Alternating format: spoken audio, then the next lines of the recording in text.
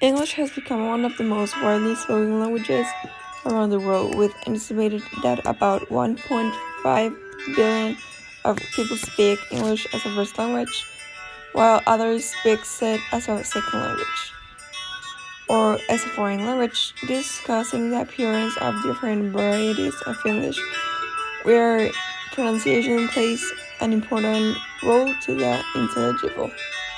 As we know, communication is an essential part of our life, which gives us the opportunity to interact with our society and with the world. That is why teachers of second language prepare students for successful communication outside the classroom with the goal to have an oral production understandable, which mean better intelligibility and comprehensibility, those being the main objective of a good pronunciation in the performance. But for decades, pronunciation experts had considered native English accent as a correct way to speak. However, many studies have noticed that most of the English used in the world deviates to non-native speakers, which varieties of speech has caused unintelligible and incomprehensible during language production. However, other researchers speakers are not always more intelligible than non-native speakers.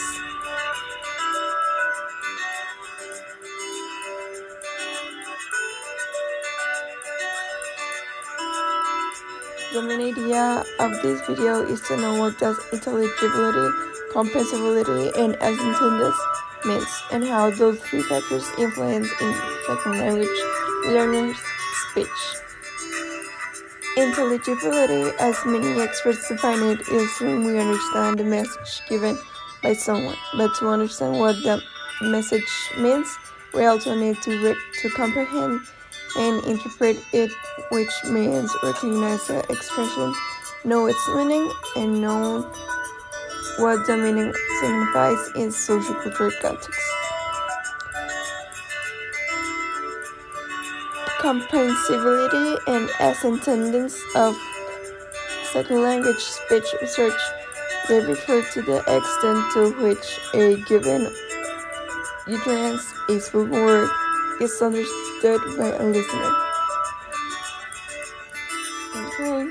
Comprehensibility and accentedness are here defined as listener perceptions of how easily they understand an utterance, and the experiences that they have had to understand an utterance from foreign accents.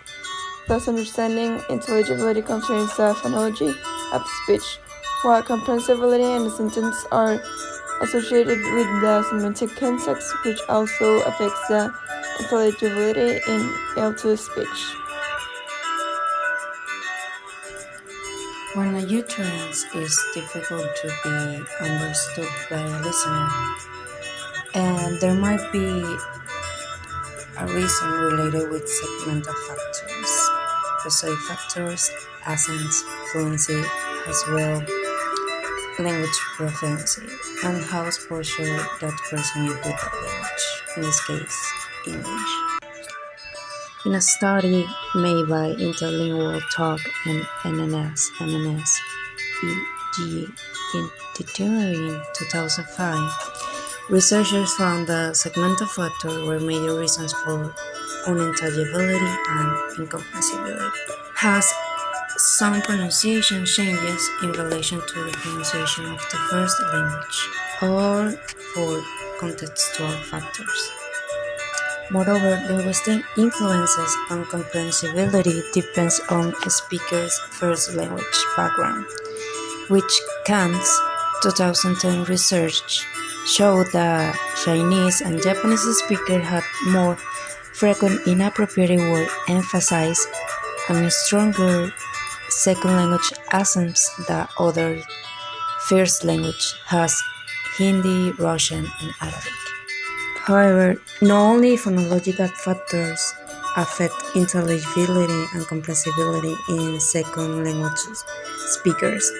There are other factors like grammatical, lexical, and semantic factors that are linking to them.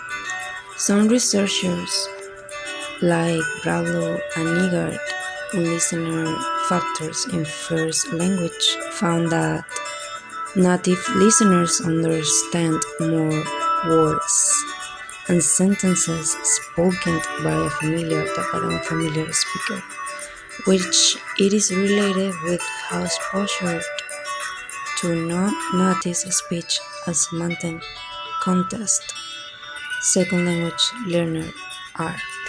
Tools used to measure intelligibility. Intelligibility has been measured by different methodological tools, has mispronunciation.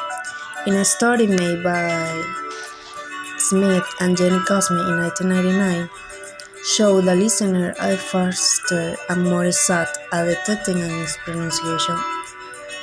So this detection involves an exact identification of the word, so they understand the context of it.